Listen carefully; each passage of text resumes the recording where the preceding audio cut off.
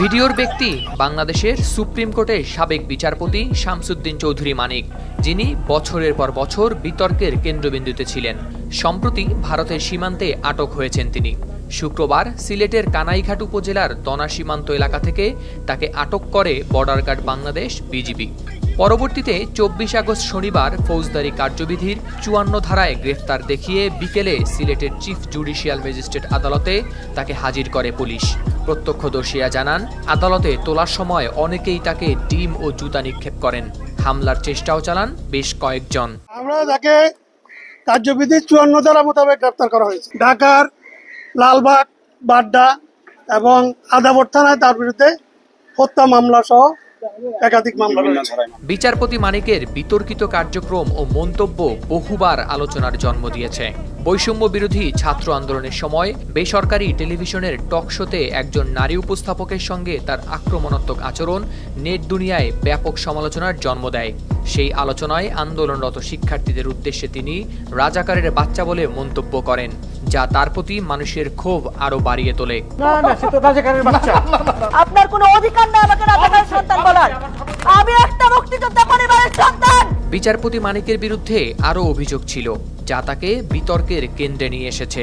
Supreme কোর্টের এক আইনজীবী দুর্নীতি দমন কমিশন দুদককে নোটিশ দেন, যেখানে মানিকের বিরুদ্ধে সরকারি বাড়ি ভাড়া পরিশোধ না করার অভিযোগ আনা হয়। বলা হয়, অবসরে যাওয়ার পরও তিনি ১ বছরের বেশি সময় ধরে গুলশানের একটি সরকারি বাড়ি দখলে রেখেছিলেন, কিন্তু বাড়ি ভাড়া, গ্যাস ও পানি বিল বাবদ ১৪,১৯,২০০ টাকা পরিশোধ করেননি।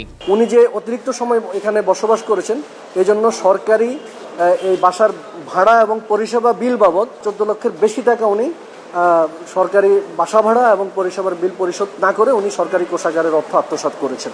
বিচারপতি মানিকের বিতর্কিত কর্মকাণ্ডের ইতিহাস দীর্ঘদিনের। তাকে সেলুট না দেয়ায় ২০০৩ সালে তিনি ট্রাফিক পুলিশের বিরুদ্ধে আদালত অবমাননার রুল দেন।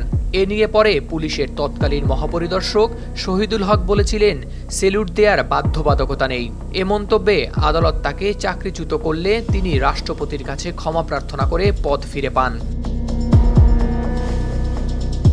বিচারপতি মানিকের আরও কিছু বিতর্কিত কর্মকাণ্ডের মধ্যে রয়েছে ২০১২ সালের একটি ঘটনা, যেখানে তিনি ইকোনমি ক্লাসের টিকিট কিনেও জোর করে বিজনেস ক্লাসে বসেন এবং বিমানের কর্মকর্তাদের বিরুদ্ধে আদালত অবমাননার নোটিশ জারি করেন। পরে বিমানের তৎকালীন ব্যবস্থাপনা পরিচালক সহ ৪ জন ঊর্ধ্বতন কর্মকর্তা হাইকোর্টে তার বেঞ্চে গিয়ে নিঃশর্ত ক্ষমা চান। বিচারপতি হিসেবে শামসুদ্দিন চৌধুরী মানিকের সবচেয়ে বিতর্কিত রায়গুলোর মধ্যে অন্যতম ছিল কর্নেল তাহের হত্যা মামলার রায়। এই রায়ে তিনি কর্নেল তাহেরের বিচারকে ঠান্ডা মাথার খুন হিসেবে বর্ণনা করেন এবং জিয়াউর রহমানকে ঠান্ডা মাথার খুনি হিসেবে উল্লেখ করেন। এই মন্তব্য তাকে প্রচণ্ড সমালোচনার মুখে ফেলে। খুনি জিয়াউর রহমান, যার নাম উচ্চারণ করতে আমার ঘৃণা বোধ হয়, যে বাংলাদেশ হাইকোর্ট তাকে ঠান্ডা মাথার খুনি হিসাবে রায় দিয়েছে। শামসুদ্দিন মানিকের বিতর্ক এখানেই শেষ হয়নি।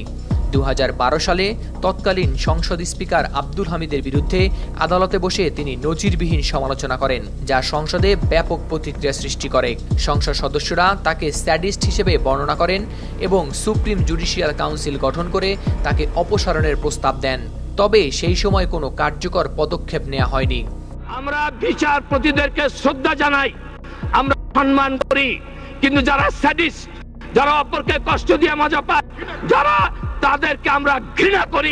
২০১৫ সালে প্রধান বিচারপতি এস.কে. সিনহার সঙ্গে প্রকাশ্যে দ্বন্দ্বে জড়ানোর কারণে একটি বেঞ্চ থেকে সরিয়ে দেওয়া হয় তাকে।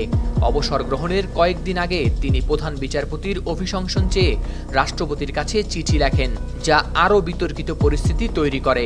ফলে তার বিদায়ে সুপ্রিম কোর্ট বার অ্যাসোসিয়েশন কোনো বিদায় অনুষ্ঠানও আয়োজন করেনি। মানিকের দ্বৈত নাগরিকত্ব বিষয়টিও বিতর্কের সৃষ্টি করেছে।